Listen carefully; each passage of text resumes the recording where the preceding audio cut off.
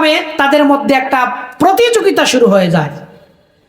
3 নম্বর হচ্ছে এই প্রতিযোগিতা হওয়ার পরেই থেমে থাকে না, তখন এগুলো যখন অর্জন হয়ে যায় তখন তারা ফখর করে, অহংকার করে, দাম্ভিকতা প্রকাশ করে। এই 3টা ভুল মানুষ করে থাকে। আল্লাহ রাব্বুল আলামিন এই আয়াতে কারিমায় মানুষকে জানিয়ে দিলেন যে তোমরা প্রভাব প্রতিপত্তি, সহায় সম্পত্তি অধিক পাওয়ার লোভ লালসায় আখিরাতকে ভুলে গেছো। যারা ঈমানদার মুত্তাকি মুমিন বান্দা, আল্লাহ তাআলা অন্য জায়গায় ঈমানদারদেরকে ডাক দিয়ে বলেছেন, ইয়া আইয়ুহাল্লাযীনা আমানু লা তুলহিকুম আমওয়ালুকুম ওয়ালা আওলাদুকুম আন যিকরিল্লাহ ওয়া মান ইয়াফআল যালিকা ফাউলাইকা হুমুল খাসিরুন।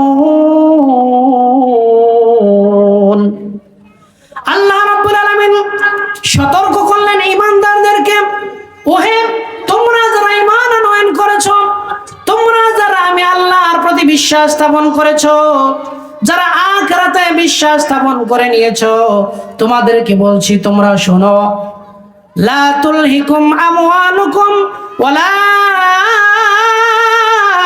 আওলাদুকুম, তোমাদের প্রভাব প্রতিপত্তি, সহায় সম্পত্তি, সন্তান সন্ততি যেন তোমাদেরকে আন যিকরিল্লাহ, আমি আল্লাহ থেকে গাফেল না করে দেয়, আমি আল্লাহকে ভুলিয়ে না দেয়, আমার স্মরণ থেকে, আমার বিধান থেকে, আমার ইবাদত বندگی থেকে, আমার বিধান থেকে তোমাদেরকে যেন এই সহায় সম্পত্তি, সন্তান সন্ততি তোমাদেরকে বেবুলা করে না দেয়, তোমাদেরকে গাফেল যদি না করে দেয়। আল্লাহ তাআলা সতর্ক করলেন, ঈমানদারেরা সাবধান হয়ে যাও, এই সন্তান সন্ততি, প্রভাব প্রতিপত্তি, এই কারণে যেন আমি আল্লাহর কথা তোমরা ভুলে না যাও। কারণ হচ্ছে মানুষের এটা ন্যাচারালি একটা স্বভাব, যখন টাকা পয়সার মালিক বেশি হয়ে যায়, ক্ষমতার মালিক হয়ে যায়, তখন আল্লাহকে ভুলে যায়।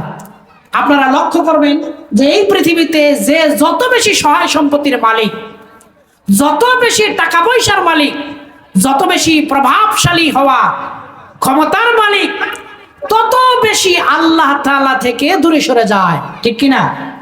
আপনি একটু লক্ষ্য করেন, চারদিকে একটু চোখ বোলান, যে যত বেশি টাকার মালিক সে তত বেশি আল্লাহ থেকে দূরে সরে যায়, অহংকার জন্ম নেয়, শয়তান এটা উস্কায় দেয়।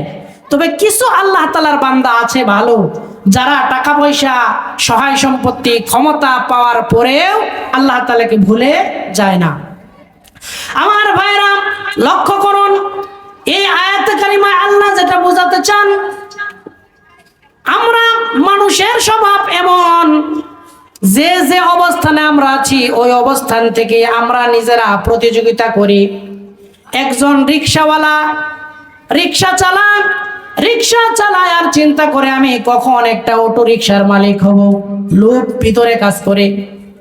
যখন অটো রিকশার মালিক হয়ে যায় তখন তার ভিতরে কাজ করে কখন আমি একটা সিএনজির মালিক হব।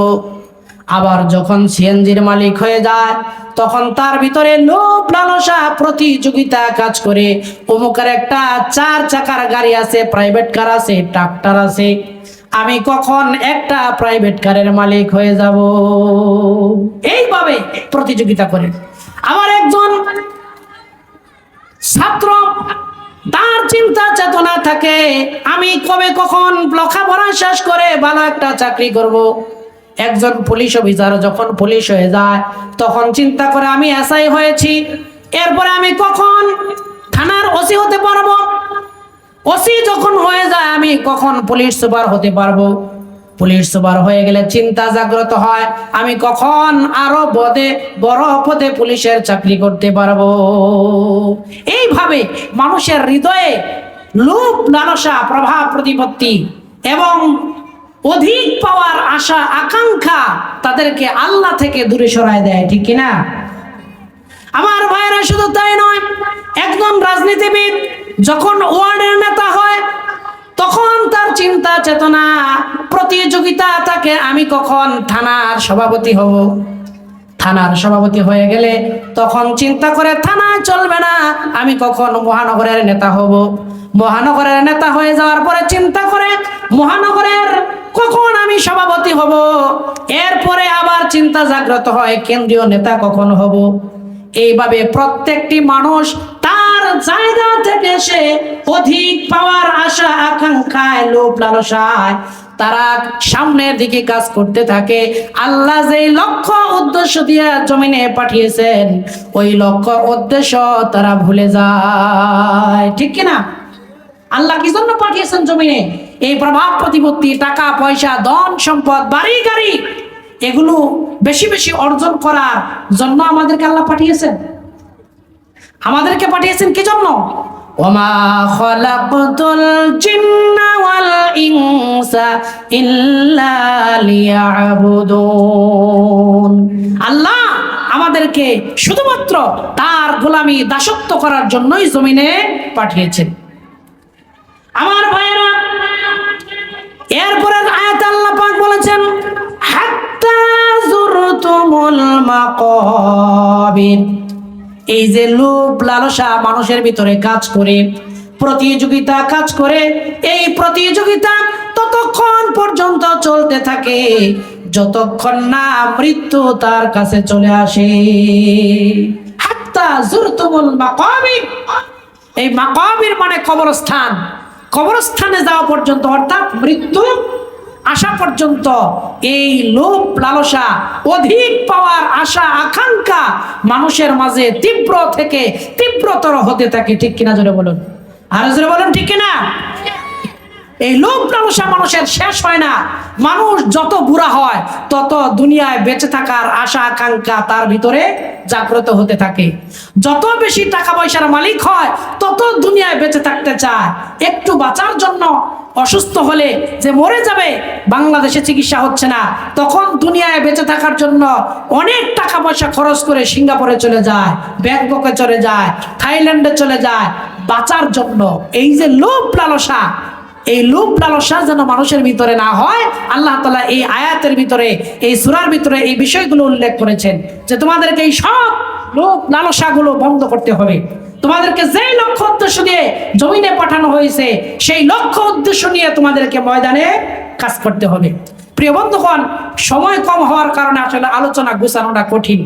আমাদের সম্মানিত মেহমান চলে আসছেন, আমি শুধু আপনাদেরকে সর্বশেষ এই মেসেজটা দিতে চাই একটা কথা বলে। সেটা হচ্ছে যে এই পৃথিবীতে আল্লাহ তাআলা আমাদেরকে প্রতিনিধি হিসেবে পাঠিয়েছেন। প্রতিনিধি কি জন্য পাঠিয়েছেন? যে আল্লাহ তাআলা এই পৃথিবীতে তার হুকুম বাস্তবায়ন করার জন্য, তার বিধান বাস্তবায়ন করার জন্য আল্লাহ তাআলা আমাদেরকে পাঠিয়েছেন।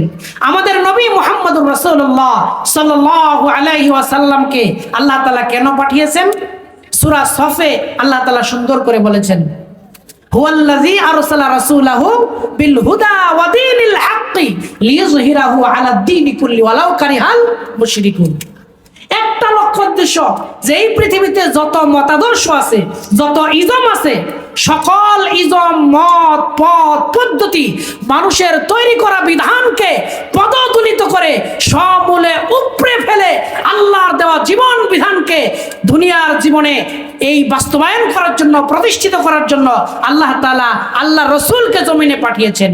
আল্লাহ রসুল এগুলো প্রতিষ্ঠিত করে মদিনা নামক রাষ্ট্র, ইসলামিক সমাজ ব্যবস্থা প্রতিষ্ঠা করে মানুষের সামনে দৃষ্টান্ত স্থাপন করে গিয়েছেন। সেই দৃষ্টান্ত ধরে রাখার দায়িত্ব হচ্ছে আপনার আর আমার। আমাদের দায়িত্ব হচ্ছে যে এই জমিন যার, হুকুম চলবে তার। জমিন কার? আরো জোরে বলেন, জমিন কার? জমিন যার, হুকুম চলবে তার। এই জমিন আল্লাহর। এই আল্লাহর জমিনে মানুষের তৈরি করা মতবাদ, মানুষের তৈরি করা বিধান দিয়ে মানব জাতি চালানোর কোনো অধিকার মানুষের নাই। তাহলে এই জমিনে কার বিধান চলতে হবে, কার বিধান প্রতিষ্ঠা করতে হবে? আল্লাহ তাআলার বিধান জমিনে প্রতিষ্ঠা করা লাগবে। এই দায়িত্ব আপনার আর আমার। এখন আপনাদের কাছে এই মেসেজটা দিতে চাই যে আপনারা কি আল্লাহর জমিনে আল্লাহর দ্বীন তথা কুরআনুল কারীমের বিধান জমিনে প্রতিষ্ঠিত করতে চান? আরো জোরে বলুন, চান? যদি চান তাহলে আপনাদের সকলকে কোরআন প্রতিষ্ঠা করতে যারা চায়, দিন প্রতিষ্ঠার আন্দোলন যারা করে, তাদের সাথে ঐক্যবদ্ধভাবে সহযোগিতার হাত বাড়িয়ে দিতে হবে।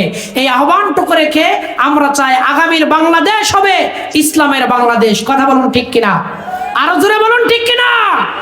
আমরা আমাদের বাংলার জমিনে অনেক তন্ত্র মন্ত্র, অনেক নেতা নেত্রীর শাসন আমরা দেখেছি, একটা বার আমরা কোরআনের শাসন দেখতে চাই। কথা বলুন ঠিক কিনা? আরো জোরে বলুন ঠিক কিনা? আগামীর বাংলাদেশ কোরআনের বাংলাদেশ প্রবর্তন করার জন্য, আল্লাহর জমিনে আল্লাহর বিধান কায়েম করার জন্য আমরা সবাই যেন আগামী দিনে কাজ করতে পারি। আল্লাহ তাআলা আমাদের সকলকে তৌফিক দান করুন, আমিন। আরো জোরে বলুন আমিন। ওমা আলাইনা ইল্লাল বালাগ ওয়া আখিরু দাওয়ানা আলহামদুলিল্লাহি রাব্বিল আলামিন। আসসালামু আলাইকুম ওয়া রাহমাতুল্লাহি ওয়া বারাকাতুহু।